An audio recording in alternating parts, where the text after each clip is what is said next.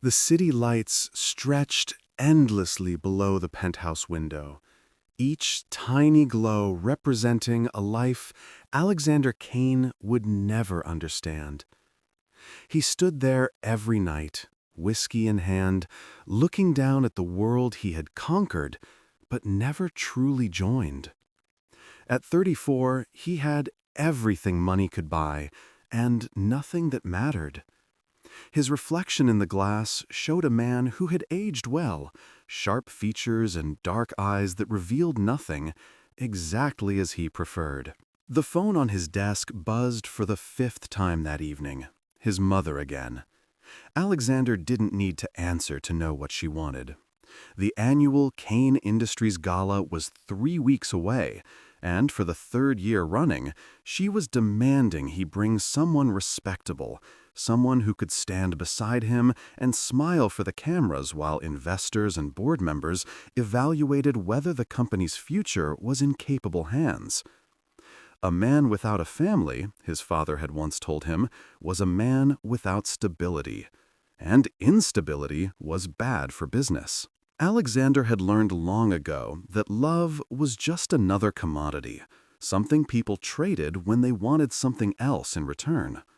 His engagement to Victoria had taught him that lesson with brutal clarity. 3 years of planning a future together, only to discover she had been feeding company secrets to a rival firm while sleeping with his former best friend. The betrayal hadn't broken his heart so much as confirmed what he had always suspected deep down.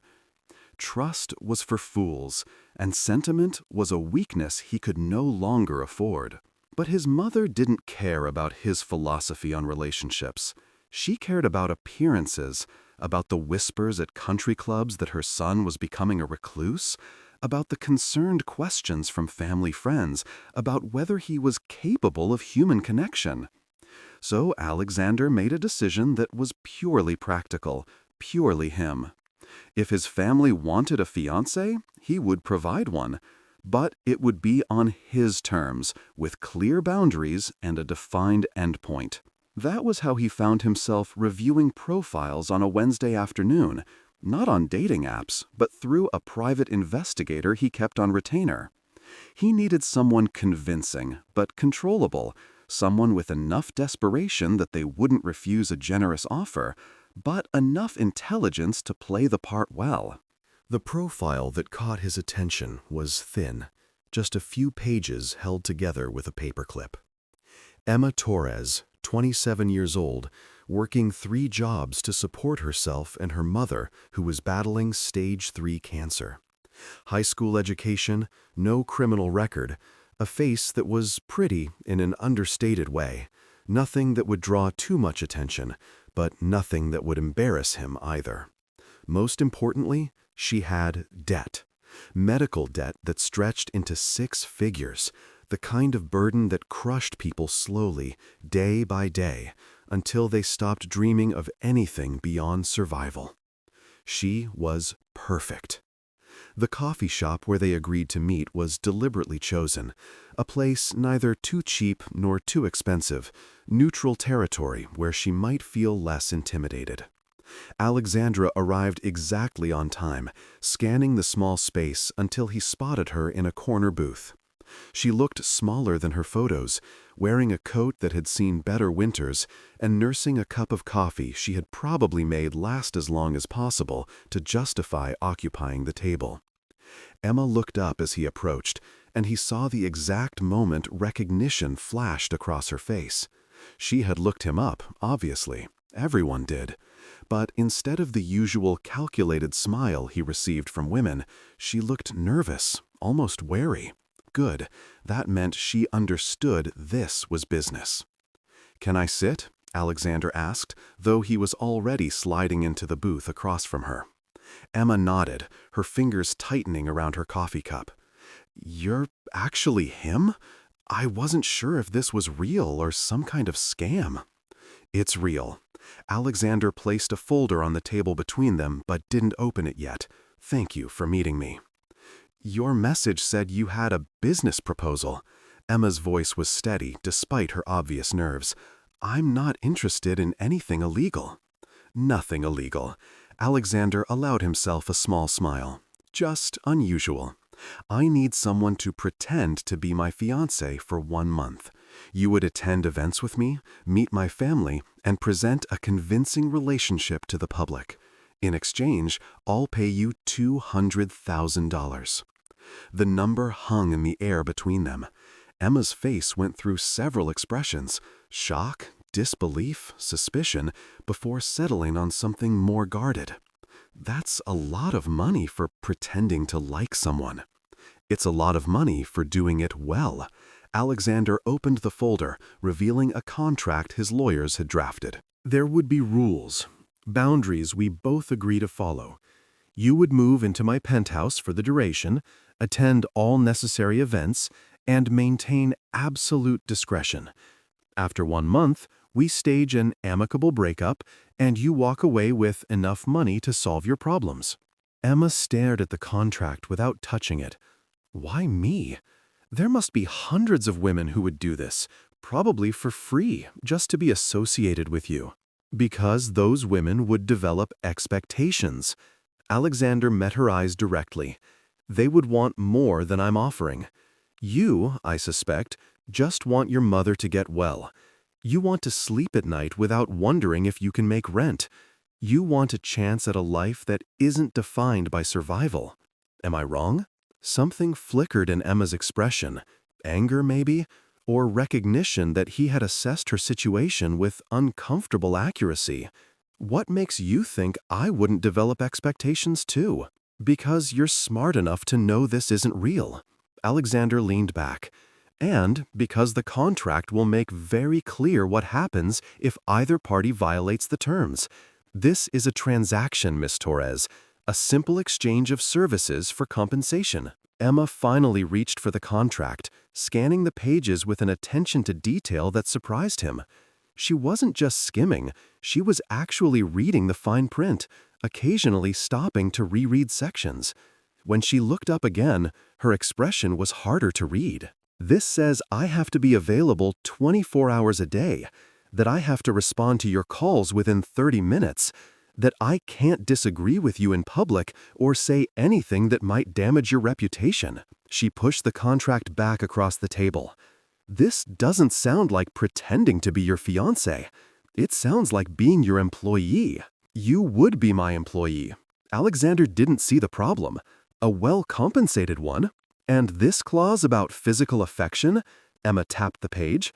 It says I have to be comfortable with hand-holding, brief kisses, and other displays of affection as required for authenticity. Who decides what's required? I do, but I'm not interested in anything beyond what's necessary for appearances. Alexander kept his voice neutral. I don't want complications any more than you do. Emma studied him for a long moment, and Alexander had the uncomfortable feeling she was seeing more than he wanted to reveal. You really don't believe in love at all, do you? This is just another business deal to you. Love is what people call it when hormones and convenience align. Alexander signaled the waitress for coffee, mainly to avoid Emma's too perceptive gaze. I'm offering you a solution to your problems and solving one of mine. What we believe or don't believe about love is irrelevant. The waitress brought his coffee, and in that brief interruption, Alexander watched Emma's face as she wrestled with the decision. He knew what she was thinking, knew the exact calculations running through her mind because he had designed this offer to be impossible to refuse. $200,000 would pay off her mother's medical debt, with enough left over to give them both breathing room for the first time in years. All she had to do was spend a month pretending to care about a man she had just met. I need guarantees. Emma's voice was quiet but firm when she finally spoke. I need to know my mother's treatment won't be interrupted, that even if something goes wrong with this arrangement, she'll be taken care of. Alexander nodded. I'll set up a medical trust in your mother's name, fully funded, accessible immediately, completely separate from our agreement. Even if you walk away tomorrow, her treatment continues. That surprised her. He could see it.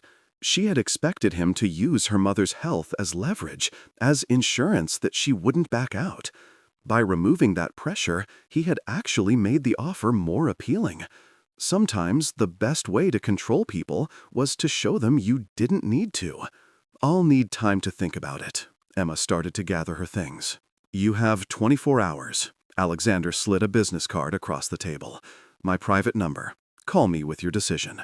He watched her leave, noting the way she held herself, despite the worn coat and obvious exhaustion, a certain dignity that money couldn't buy. She would accept, he was almost certain. Desperation had a way of making even the most ridiculous offers seem reasonable. And if she didn't, well, there were other candidates. Emma Torres was simply the most convenient option, nothing more. But as Alexander left the coffee shop and returned to his car, he found himself hoping she would call. There was something about her directness, the way she had questioned the contract instead of just signing it, that was almost refreshing. In his world, everyone had an angle.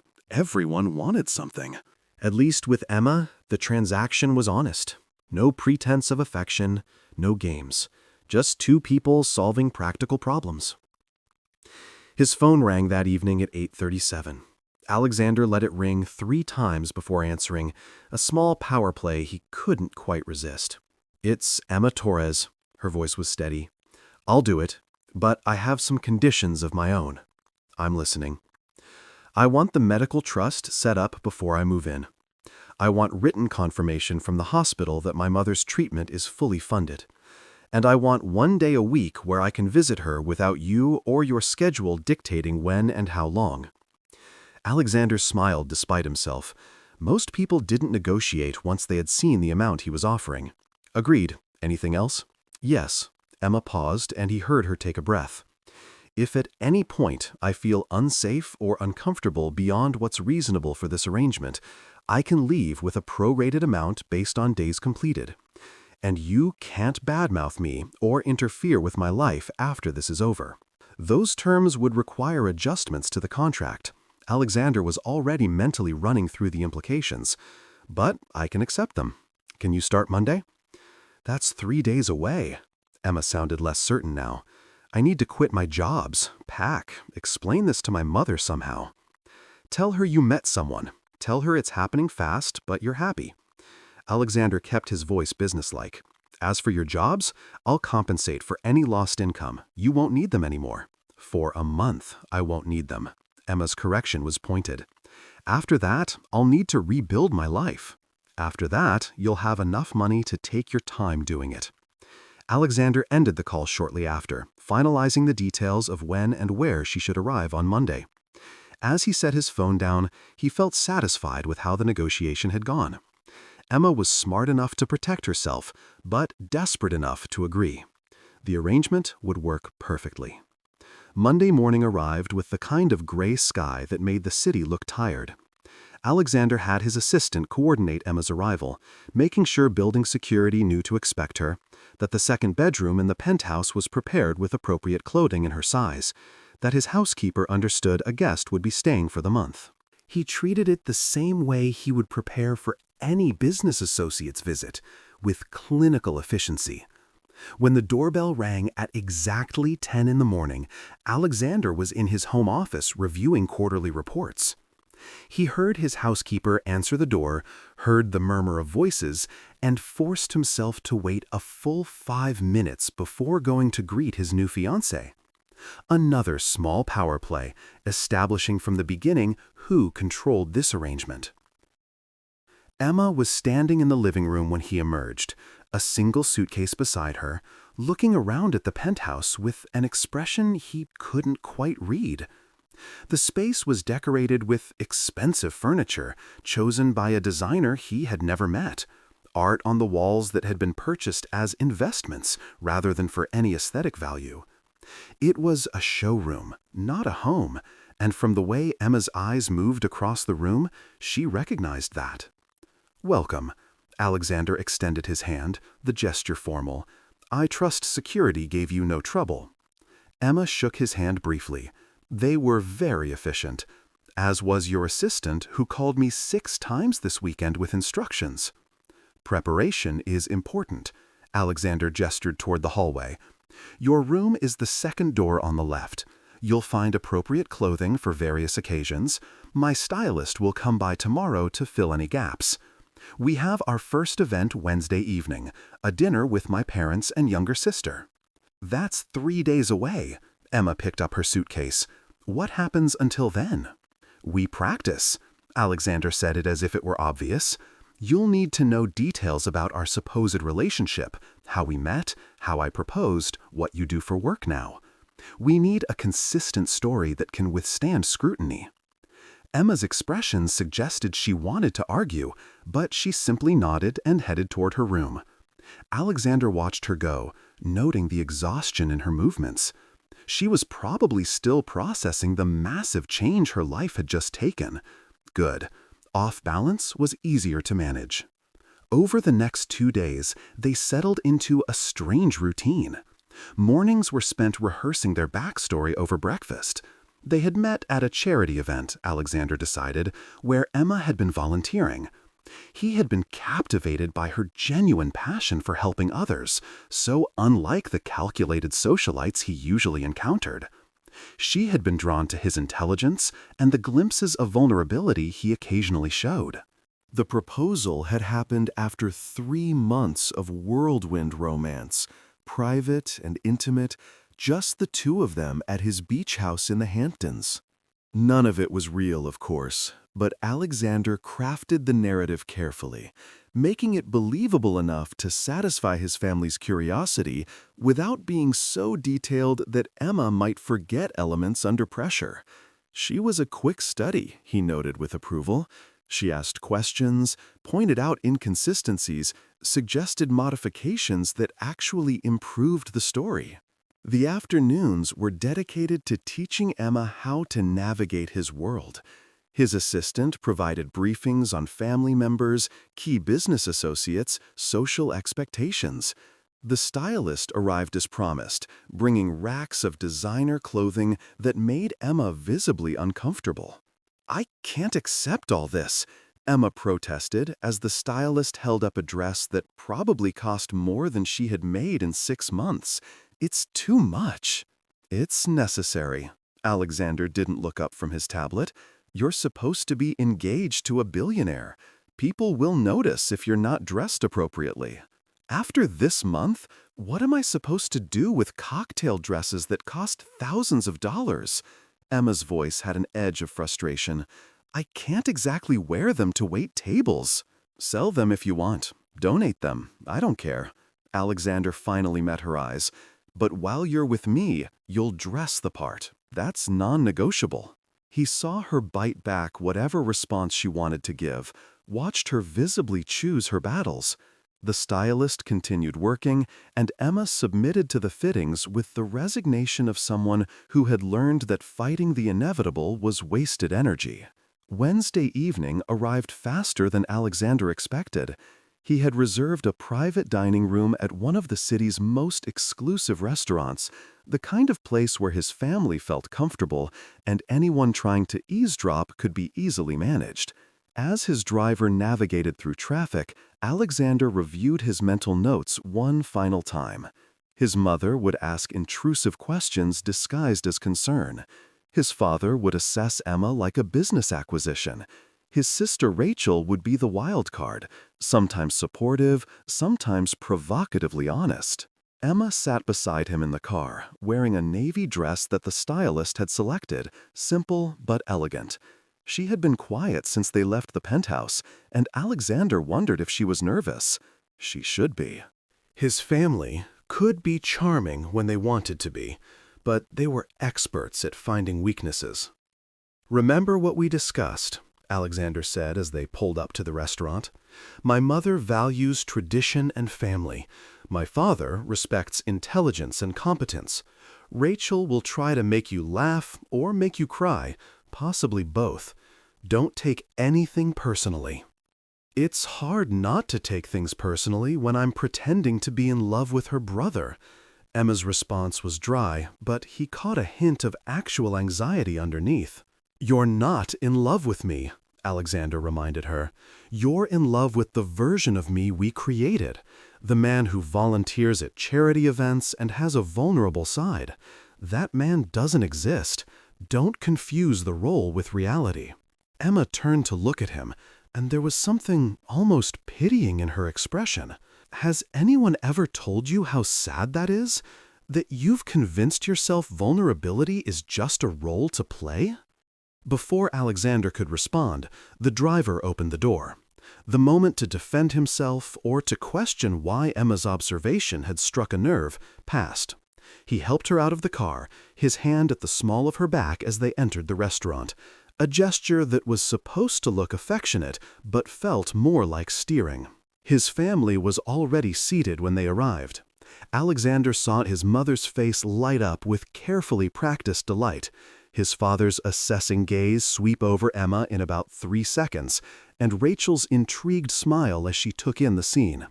This was it, the first real test of whether this arrangement could work. Alexander, darling. His mother stood to embrace him, then turned to Emma with outstretched hands. And you must be Emma.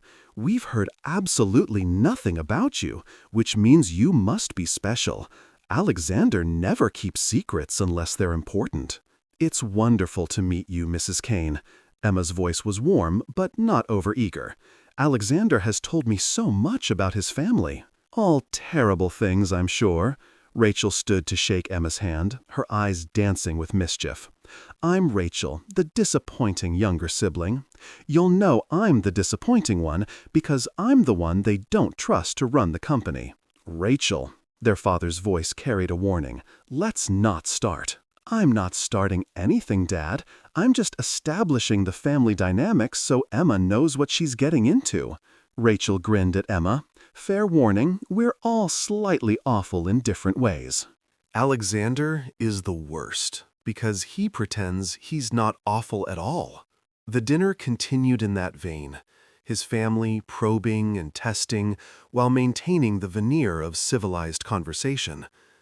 Alexander watched Emma navigate it with growing respect. She didn't try too hard to impress, didn't offer too much information, and most importantly, she didn't seem intimidated by his mother's increasingly pointed questions about wedding plans or his father's inquiries about her background. So you were volunteering at the charity event where you met? His mother sipped her wine delicately.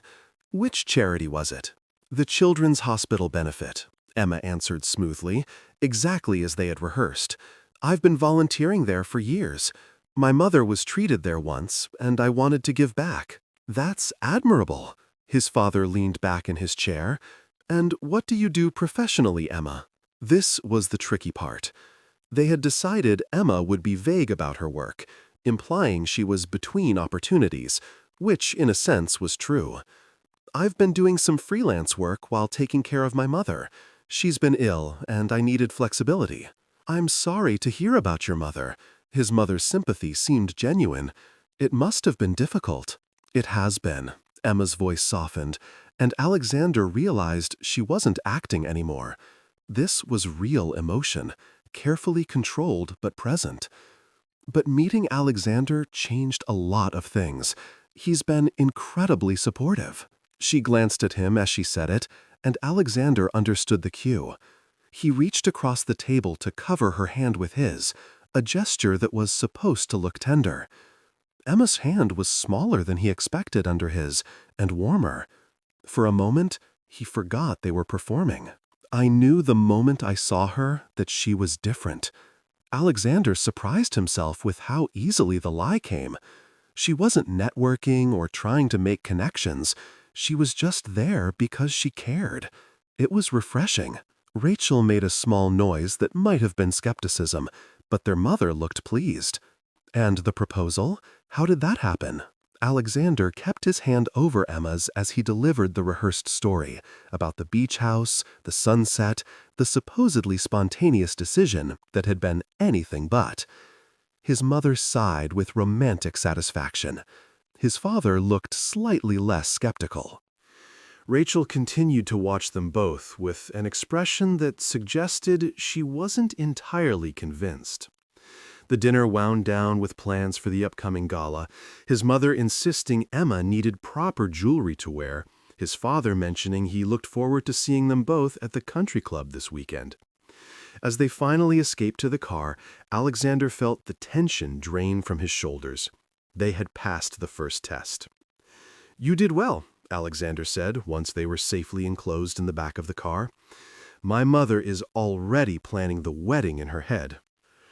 "Your sister doesn't believe us." Emma leaned her head back against the seat, her eyes closed. "She kept looking at me like she was waiting for me to slip up." "Rachel doesn't believe in anything except making trouble." Alexander loosened his tie. "But she won't say anything. She enjoys watching situations play out too much to interfere." They rode in silence for a while, the city lights streaking past the windows.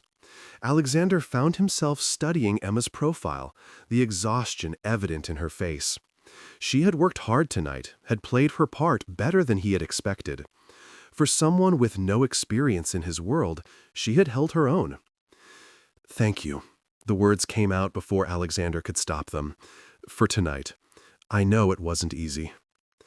Emma opened her eyes, turning to look at him with surprise. Was that an actual, genuine thank you? Not a performance for someone who might be watching? "Don't get used to it." Alexander turned his attention back to his phone, checking messages he had ignored during dinner. But he was aware of Emma still watching him, could feel her gaze like a physical touch. "You know what I think?" Emma said quietly. "I think the man who doesn't exist, the one with the vulnerable side, I think he's in there somewhere. You're just really good at hiding him." Alexander didn't respond, pretending to be absorbed in an email that didn't require his immediate attention. But Emma's words stayed with him long after they returned to the penthouse, long after she had gone to her room, and he was alone with his whiskey and the city lights below. It was a dangerous thought, the idea that somewhere beneath the walls he had built, there might still be something worth finding. Dangerous because it suggested this arrangement might become complicated in ways he hadn't anticipated. The days that followed fell into a pattern that was almost comfortable. Morning briefings over coffee, afternoons spent either at social events or preparing for them, evenings reviewing how things had gone and adjusting their strategy. Emma proved to be surprisingly adaptable, learning the unspoken rules of his world with a speed that impressed him. More than that, she began to push back in small ways, suggesting alternatives when his plans were too rigid, pointing out when he was being unnecessarily controlling. They were in the car heading to a gallery opening when Emma finally challenged him directly. "You know you don't have to manage every single detail, right? I'm capable of making small talk without a script." "It's not about capability." Alexander reviewed the guest list on his tablet. "It's about consistency. If you say something that contradicts what I've told someone else, it creates questions." "So we're building a house of cards and hoping no one breathes too hard." Emma looked out the window. "That sounds exhausting." "Welcome to my world." Alexander set the tablet aside. "Everything is perception management. The moment people sense weakness or inconsistency, they start digging." "That must lonely."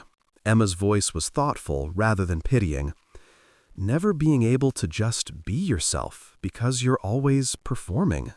The words hit harder than they should have. Alexander frowned, ready to deliver a cutting response about Emma not understanding his world, but she was still looking out the window, not even watching for his reaction. She had just said it, like an observation, something true and sad that didn't require acknowledgement.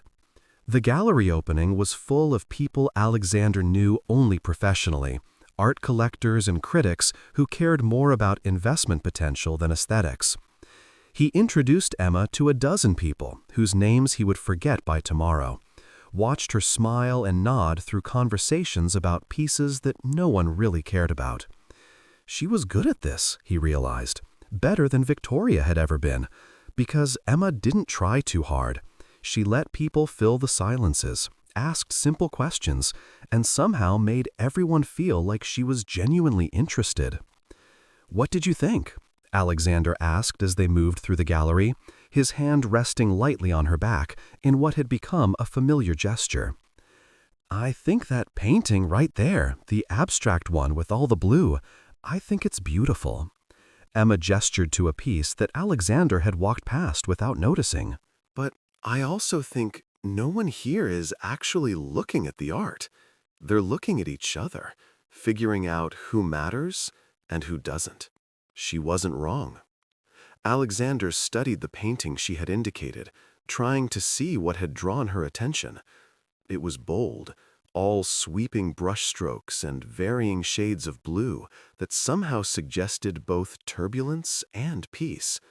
He could appreciate the technique, even if he couldn't understand what made it beautiful to her. "Do you like art?" Alexander surprised himself with the question. It wasn't part of their script, wasn't necessary for the performance.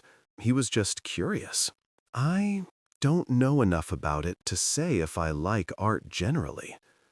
Emma moved closer to the painting, her expression intent. "But I like things that make me feel something. And this makes me feel like I'm underwater, looking up at the sky. Like there's a whole world above me that I can't quite reach." Alexander looked at the painting again, then at Emma's face. She was completely unself-conscious in that moment, not performing for anyone, just absorbed in whatever emotion the painting evoked. It was strange seeing someone react so openly to something. No calculation of how it made her look or what it said about her. Just honest response. "They should buy it." The voice came from behind them, and Alexander turned to find Rachel approaching with a glass of champagne and her usual expression of amused interest in everything. "If a painting makes you feel like you're drowning, that's worth owning." "I don't think that's what she said." Alexander felt oddly defensive of Emma's interpretation. "Close enough." Rachel kissed Alexander's cheek, then studied Emma with frank curiosity. "So, Emma Torres, future sister-in-law, are you ready for the gala this weekend? It's where the real sharks swim." "I'm looking forward to it." Emma's response was diplomatic, but Alexander noticed she had stepped slightly closer to him, a subtle signal that Rachel made her nervous. "Liar," Rachel grinned. "No one looks forward to that particular circus. But you'll do fine. You're much more convincing than Victoria ever was." "Rachel." Alexander's voice carried a warning. "What? I'm being supportive." Rachel raised her glass in a mock toast. "Victoria was a social climbing nightmare who fooled everyone except me. Emma seems actually nice. It's refreshing." She wandered off before Alexander could respond, leaving him and Emma standing in front of the blue painting. Emma was quiet for a moment, then spoke without looking at him. "Victoria was your ex, the one you don't talk about." It wasn't a question, but Alexander answered anyway. "Yes. The one who taught you that love was just a commodity to be traded." Emma turned to face him now, her expression serious. "That's what this is really about, isn't it? You're not avoiding love because you don't believe in it. You're avoiding it because someone made you believe you weren't worth loving for real." Alexander felt something cold settle in his chest. "You don't know what you're talking about." "Maybe not." Emma held his gaze.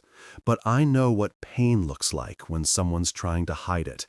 And I know what it's like to build walls so high that you forget what they're protecting." Before Alexander could respond, another couple approached to congratulate them on their engagement, and the moment passed. But Emma's words followed him through the rest of the evening, an uncomfortable truth that he couldn't quite dismiss. She was supposed to be the one at a disadvantage in this arrangement, the one playing a role in a world she didn't understand. Instead, she was seeing things he had spent years making sure no one could see. The gala arrived with the kind of fanfare that Alexander had long since learned to tolerate rather than enjoy. The event was held at the Kane Industries headquarters, the top floor transformed into a glittering showcase of wealth and influence. 500 guests, each one carefully selected for their business value or social standing. Photographers positioned to capture the right moments.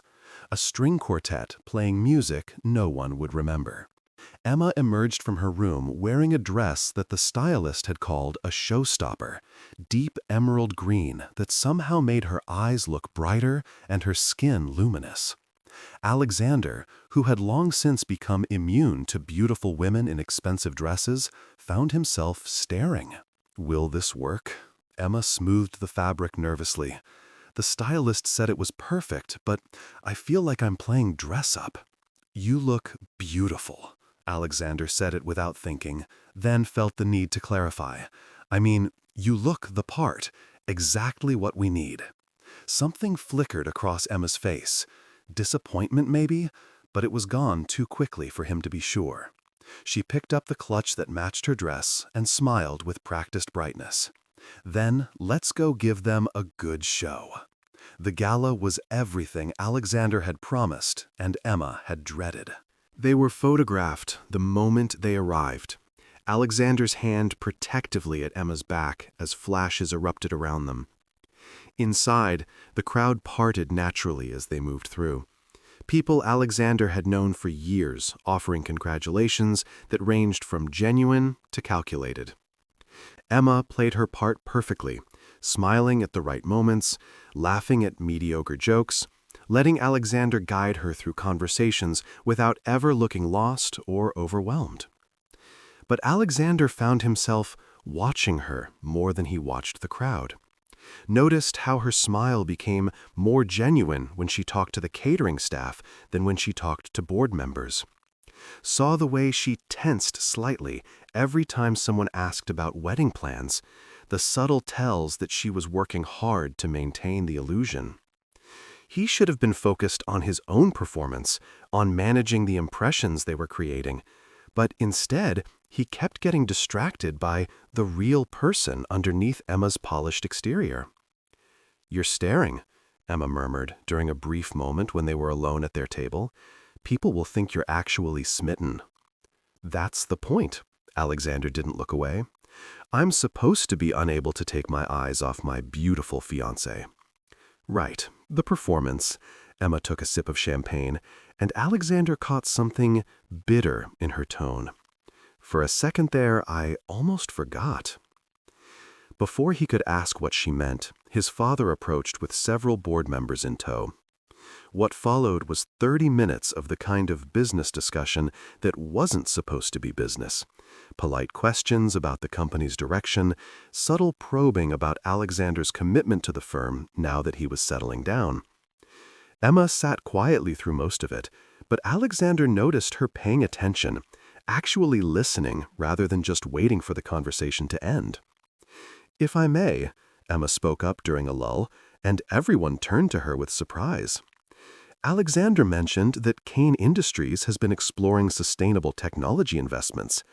I was reading that the healthcare sector is becoming increasingly interested in green solutions.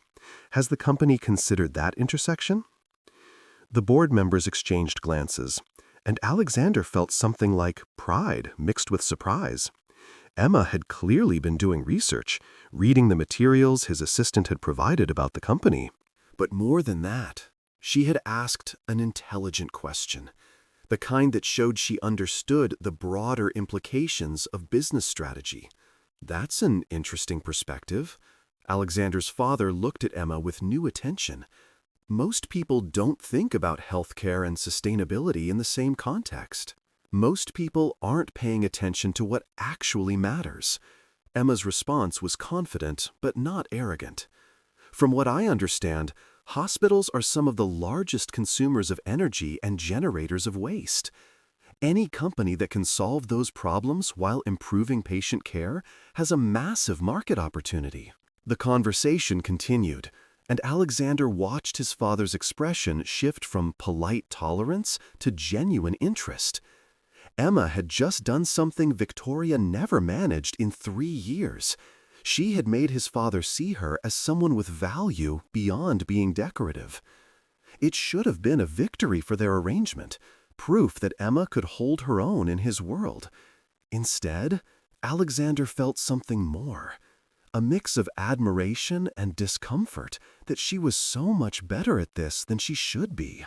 The evening wore on with speeches and toasts. Alexander gave his usual remarks about the company's future. His father made jokes about finally getting Alexander to settle down, and through it all, Emma stood beside him, looking like she belonged there. It was only when they were dancing, the first dance that tradition demanded of the supposed couple, that the careful performance cracked. "You didn't tell me your father was going to announce our engagement to everyone." Emma's voice was low, meant only for him as they moved across the floor. "Half of those people looked like they wanted to investigate whether I'm real or a very convincing hologram." "He's proud." Alexander kept his voice equally quiet. "He thinks I'm finally becoming a responsible adult. Because a responsible adult needs a woman by his side to prove he's stable?" Emma's expression remained pleasant for the watching crowd, but her words had an edge. "God forbid you just be good at your job and competent at running a company. Welcome to my world." Alexander tightened his hand at her waist slightly, a reminder that they were being watched. "This is what I was born into. This is what I know. That doesn't make it right." Emma met his eyes directly. "And it doesn't mean you have to keep playing by rules you didn't choose." The song ended before Alexander could respond, and they were swept back into the crowd. More congratulations, more photographs, more performances. But Emma's words stayed with him. Another uncomfortable truth that she seemed far too good at identifying. She was supposed to be the one out of her depth, the one struggling to navigate his world. Instead, she kept pointing out that maybe his world was the problem. They didn't speak much on the drive home, both exhausted from hours of being on display. Alexander poured himself a whiskey once they reached the penthouse, then poured a second glass for Emma without asking if she wanted it. She accepted it with a tired smile and sank onto the sofa, kicking off her high heels with a sigh of relief. "We survived." Emma raised her glass in a mock toast. "Your mother is already planning the wedding. Your father thinks I'm smarter than expected. Rachel cornered me in the bathroom to ask if I was sure I knew what I was getting into. I'd call that a successful evening." "You were impressive tonight." Alexander sat in the chair across from her, maintaining distance. "The question you asked about healthcare and sustainability, that was smart. You've been studying." "I figured if I'm going to pretend to be engaged to someone, I should at least understand what he actually does all day." Emma swirled the whiskey in her glass. "Besides, it's interesting. Your company could actually make a difference if you wanted to, instead of just making money, I mean." "The company makes plenty of difference." Alexander felt defensive without quite knowing why. "We employ thousands of people. We drive innovation." "You drive profit." Emma's correction was gentle. "Which is fine. That's what companies do. But you asked me once why I volunteer at the hospital, even though I get paid nothing and have no time. It's because making a difference feels better than making money.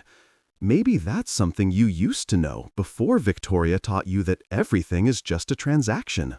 Alexander drained his whiskey and stood abruptly.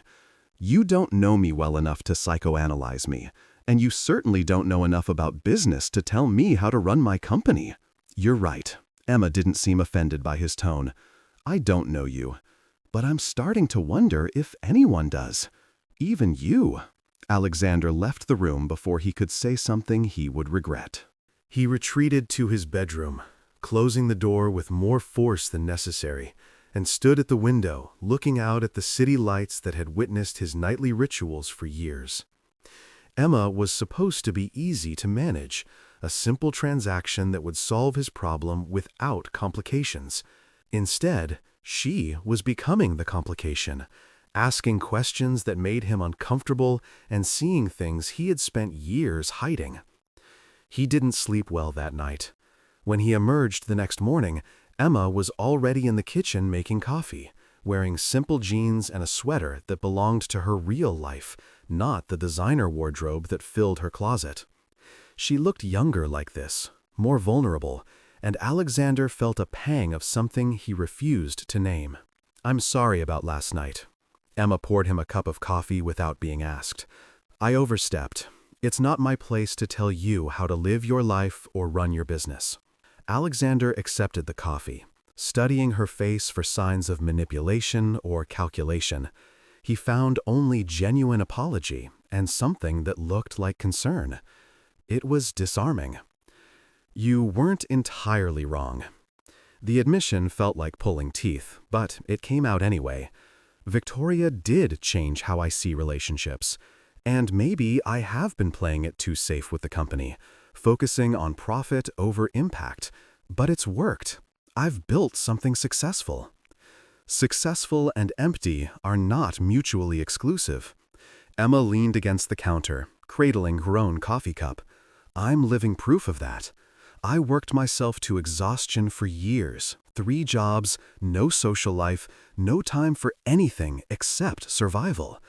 And I was succeeding at surviving, but I wasn't living. There's a difference." "So what would you do?" Alexander found himself genuinely curious. "If you were me, if you had the resources I have, what would you do differently?"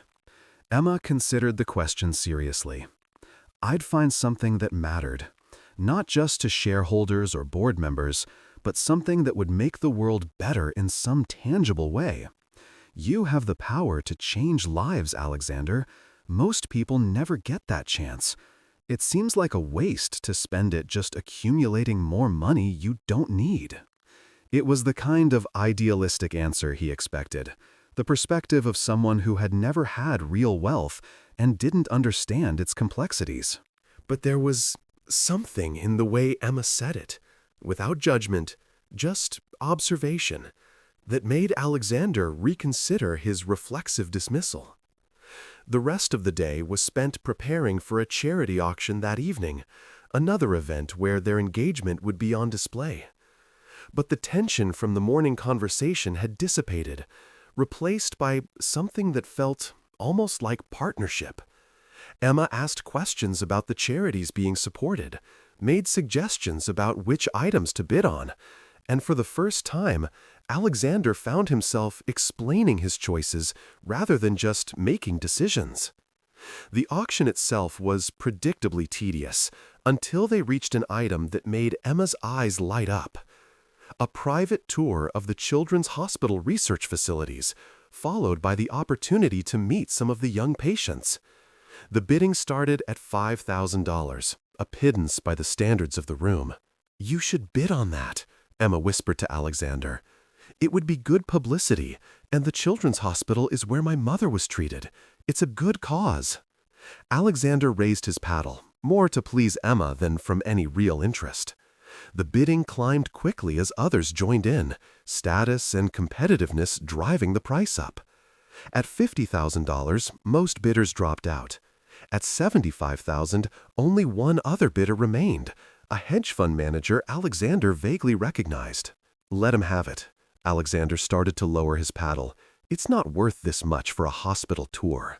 "It's worth it to the kids." Emma's hand covered his, preventing him from dropping out.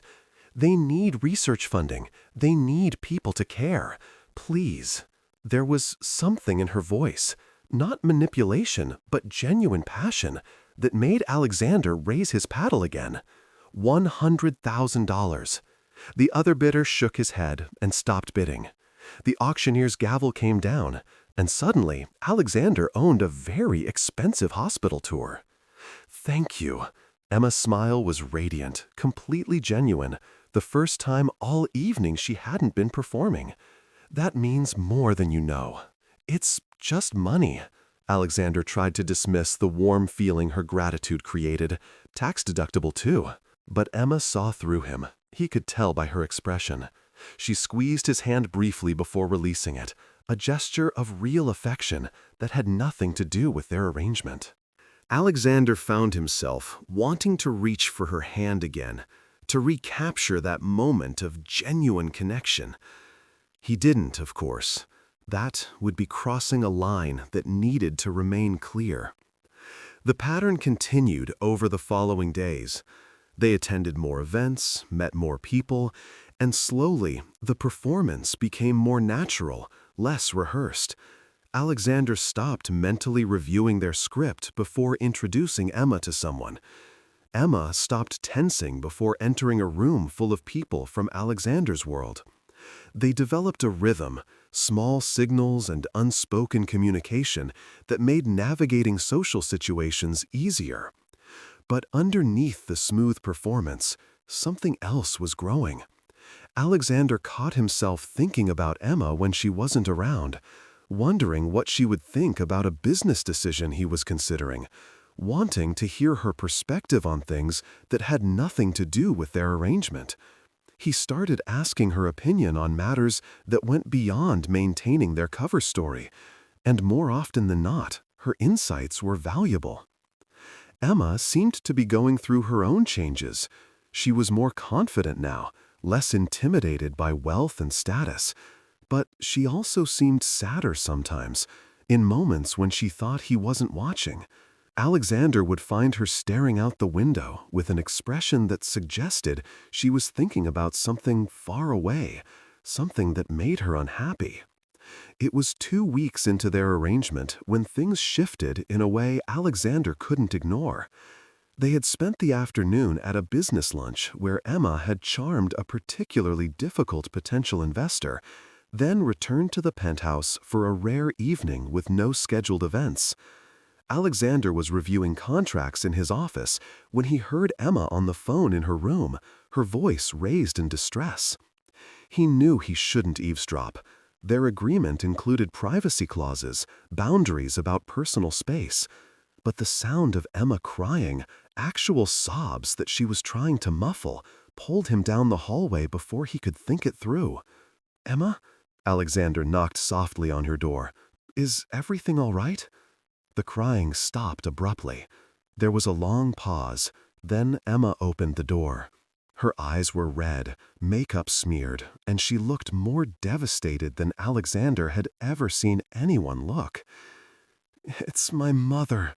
Emma's voice broke on the words. "They found new tumors. The treatment isn't working as well as they hoped." "The doctor says we need to prepare for the possibility that she won't make it through the year." Alexander stood there, completely out of his depth. He knew how to negotiate billion-dollar deals, how to manage corporate crises, how to navigate complex social situations. But actual human grief, raw and unfiltered, was beyond his expertise. Every practiced phrase he knew felt inadequate. "I'm sorry." It was all he could manage. "Do you need to go to the hospital?" Emma shook her head, wiping at her tears with the back of her hand. "She's sleeping. They'll call if anything changes. I just needed to hear her voice, to know she's still here." Without thinking about whether it was appropriate or what it might mean, Alexander pulled Emma into his arms. She stiffened for a moment, surprised, then collapsed against him, her sobs muffled against his chest. He held her awkwardly at first, uncertain where to put his hands or what to say. But gradually he relaxed into it, one hand stroking her hair while he murmured meaningless reassurances that seemed to help anyway. They stood like that for a long time, long enough for Emma's sobs to quiet into occasional hitches of breath, long enough for Alexander to realize how long it had been since he had held someone without calculation or performance. This was just comfort, one person providing support to another who needed it. It was simple and complicated. "I should let you go." Emma finally pulled back, not meeting his eyes. "I'm sorry, that wasn't professional." "Emma." Alexander waited until she looked at him. "This stopped being just professional a while ago. I think we both know that." "It can't be anything else." Emma's voice was firm, despite the tears still on her cheeks. In 2 weeks, this arrangement ends. I go back to my life, you go back to yours, and we pretend this month never happened. That was the agreement. The agreement also said we wouldn't develop real feelings. Alexander surprised himself with the admission. I'm starting to think we both failed at that part. Emma studied his face, searching for something. What are you saying? I don't know. Alexander ran a hand through his hair, frustrated with his inability to articulate what he was feeling. I know this wasn't supposed to be real. I know I hired you to play a part, and that everything between us was supposed to be performance. But somewhere along the way, you stopped being an employee and started being someone I actually care about. And I don't know what to do with that. You don't do anything with it. Emma's response was gentle but final. Because caring about someone doesn't change reality. Your world and my world don't overlap. Not really. After this month, I'll still be the woman who was desperate enough to accept money to pretend to love you. You'll still be the billionaire who thought love could be bought, and neither of us will be able to forget how this started. Her words should have been a relief, a clear boundary that prevented complications. Instead, they felt like a loss Alexander wasn't ready to accept. But before he could argue, Emma's phone rang. She glanced at the screen, and her face went pale. It's the hospital. She answered the call, and Alexander watched her expression shift from fear to confusion to something he couldn't quite read. When she hung up, she was shaking. They want me to come in. They said there's been a development with my mother's case. I'll drive you. Alexander was already reaching for his keys. Let's go. The hospital was a 40-minute drive through traffic, and Alexander broke several speed limits getting them there. Emma was silent the entire way, her hands clenched in her lap, her breathing carefully controlled, like she was fighting panic. Alexander wanted to say something reassuring, but everything he thought of sounded hollow. So he just drove, occasionally reaching over to squeeze her hand, offering what comfort he could through touch. The oncology floor was quiet when they arrived, that particular hospital stillness that felt heavy with too many sad endings. Emma's mother's doctor met them in the hallway, a tired-looking woman in her 50s, who smiled when she saw Emma. Miss Torres, good, you made it quickly. The doctor gestured for them to follow. I wanted to explain in person rather than over the phone. We've been reviewing your mother's latest scans, and we've found something unexpected. Is she worse? Emma's voice was small, braced for bad news. Actually, she's better, significantly better. The doctor pulled up images on a computer screen. The new tumors we found last week, they're shrinking, rapidly. We're not sure why yet, but her body seems to be responding to the treatment in ways we didn't expect. It's early to say for certain, but this is the best news we've had in months. Emma made a sound that was half laugh, half sob. She's going to be okay? We're cautiously optimistic, the doctor smiled. She's still got a long road ahead. But for the first time, I feel comfortable saying that recovery is a real possibility. Whatever you've been doing, whatever changed in the last few weeks, keep doing it. Your mother says she's happier than she's been in years. That kind of positive mental state can make a real difference in how the body responds to treatment. After the doctor left, Emma insisted on seeing her mother. Alexander waited in the hallway, feeling like an intruder on a private moment. Through the window, he could see Emma hugging her mother, both of them crying and laughing at the same time. Emma's mother was frail, visibly weakened by illness and treatment, but her smile was radiant as she held her daughter. Then, Emma's mother looked up and saw Alexandra standing in the hallway. She said something to Emma, who shook her head, but her mother insisted. Emma reluctantly waved Alexander into the room. So you're the miracle worker. Emma's mother extended a thin hand to Alexander. I'm Maria. Emma's been telling me all about you. It's nice to meet you. Alexander took her hand carefully, aware of how fragile she seemed. Emma speaks about you all the time. She tells me you've been taking good care of her. Maria's eyes were sharp despite her illness. That you've been making her happy. That's worth more to me than anything else in this world. My girl deserves to be happy after everything she sacrificed. Alexander felt guilt settle in his chest like a weight. This woman thought he genuinely cared about her daughter, thought their engagement was real. She was lying in a hospital bed, fighting for her life, and taking comfort in the belief that her daughter had found love and security. The deception suddenly felt cruel in a way it hadn't before. "Your daughter is remarkable," Alexander said, and at least that was true. "She's made me see things differently, made me want to be a better person. That's a gift." "Then you're both lucky." Maria squeezed his hand. "Take care of each other. Life is too short and too hard to face alone." They stayed at the hospital until visiting hours ended, Emma reluctant to leave her mother even with the good news. On the drive back to the penthouse, she was quiet again, but it was a different quality of silence, reflective rather than fearful. "She thinks we're real," Emma finally spoke as they pulled into the building's garage. "My mother believes I'm actually engaged to someone who loves me. She's planning what to wear to the wedding." "She's talking about the future, like she'll actually be there to see it." "Maybe she will be." Alexander turned off the engine, but made no move to get out. The doctor seemed genuinely optimistic. "That's not the point." Emma turned to face him. "The point is that we've created this elaborate lie, and real people are believing it. My mother, your family, everyone we've met. They think this is love. And when it ends, when I disappear from your life like I was never there, what do we tell them?" "We tell them it didn't work out." Alexander had always known this question would come. "We tried, but we weren't compatible long-term. It happens. People will understand." "Will they?" Emma's voice was sharp. "Or will they think I wasn't good enough, that the poor girl couldn't handle the pressure of being with someone like you? Will your mother pity me? Will my mother blame herself for somehow causing the breakup by being sick?" Alexander hadn't considered those angles.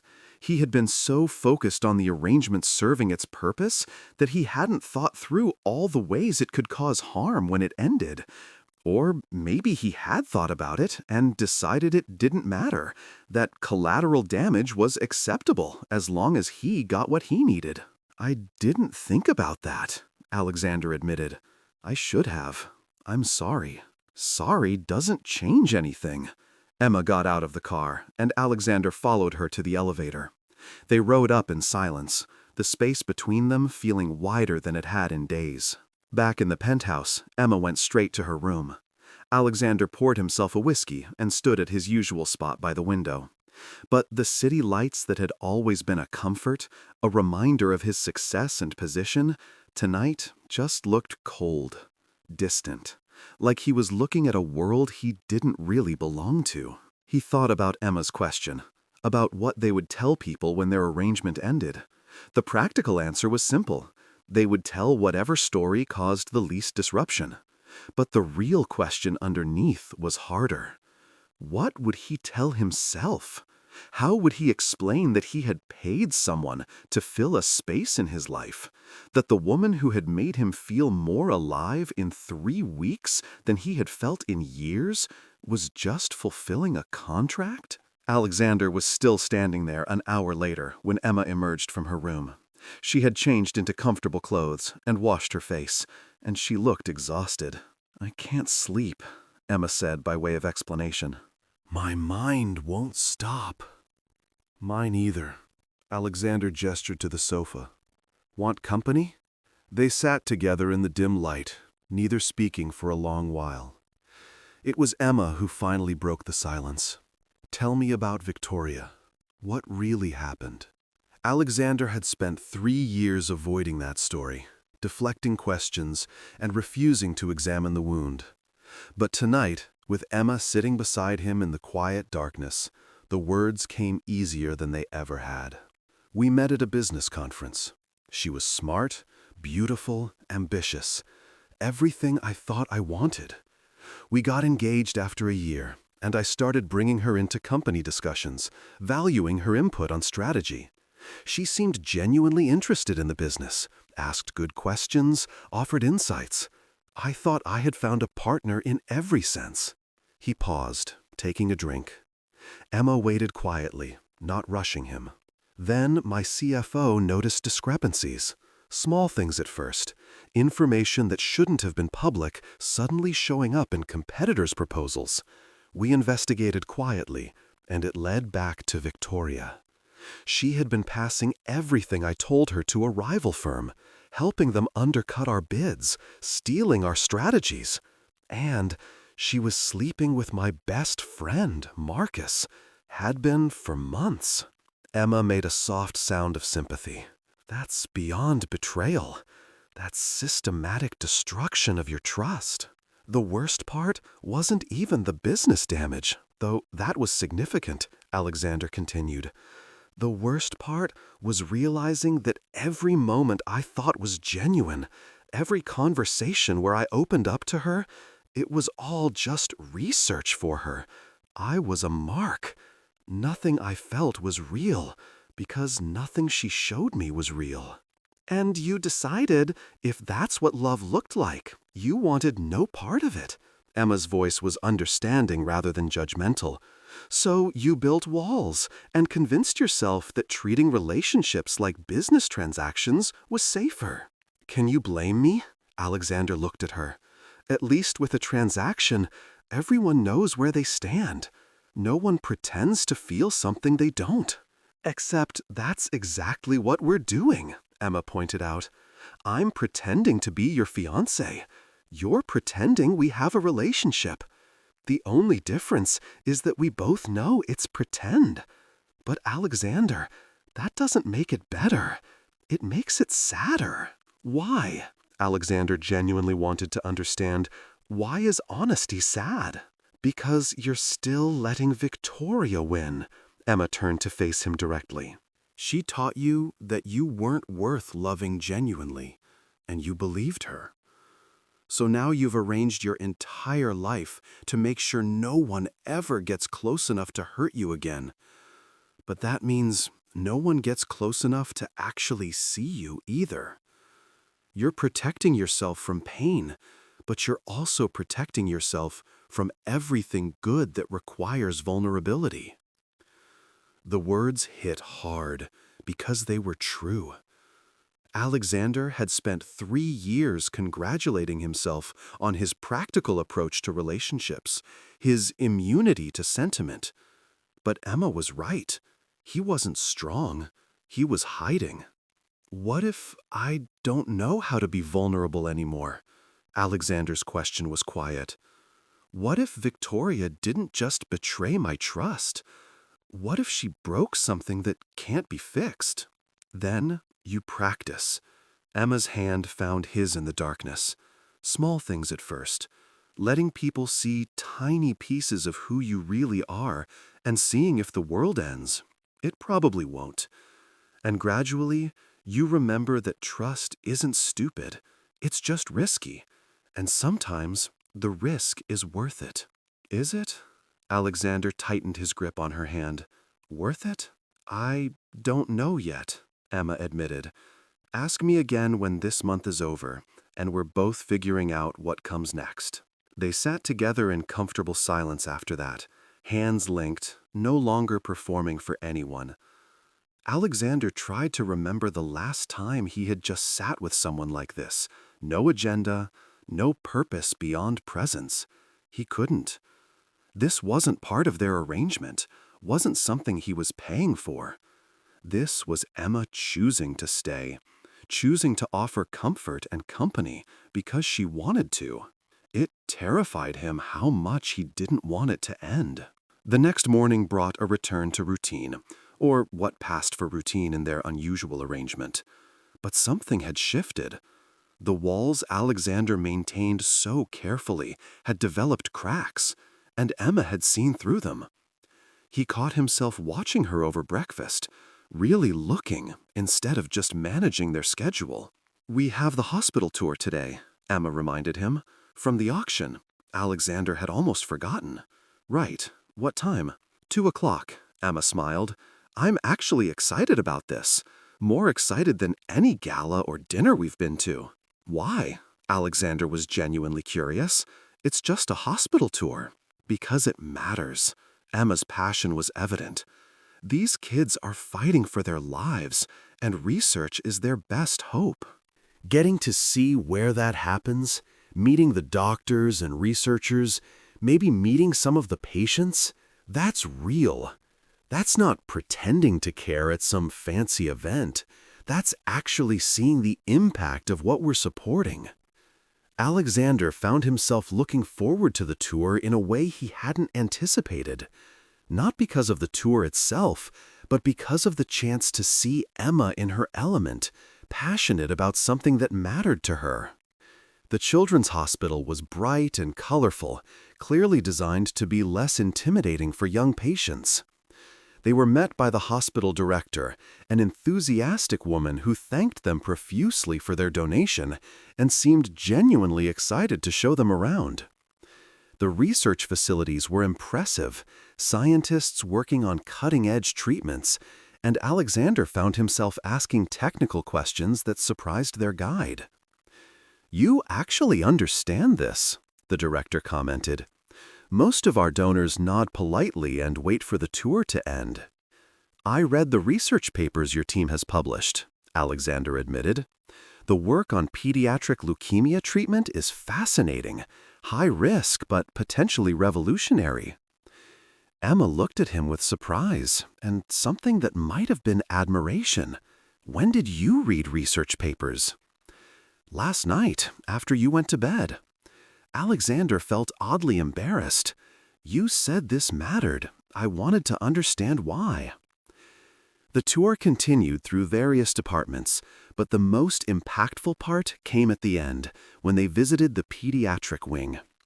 Children in various stages of treatment, some bald from chemotherapy, some connected to IV poles, but all with a resilience that was humbling. The hospital had arranged for them to meet a few patients whose families had agreed. One little girl, maybe 7 years old, approached Emma with the confidence of someone who had learned early that life was short and shyness was wasteful. "Are you a princess?" the girl asked, looking at Emma's dress, nothing fancy, but elegant enough to stand out in a hospital ward. "No, sweetie." Emma knelt down to the girl's level. "I'm just Emma. What's your name?" "I'm Sophie, and this is Mr. Bear." The girl held up a worn stuffed animal. "He's been sick too, but he's getting better." "Are you the lady who gave the hospital money so they can help kids like me?" "My fiancé did that." Emma glanced up at Alexander. "He's the generous one." Sophie turned her attention to Alexander, studying him with the serious evaluation only children can manage. "Why did you give us money?" Alexander found himself kneeling beside Emma, meeting Sophie's eyes. "Because Emma told me it was important, and she's usually right about things like that." "Is she your wife?" Sophie asked with a child's directness. "Not yet, but soon."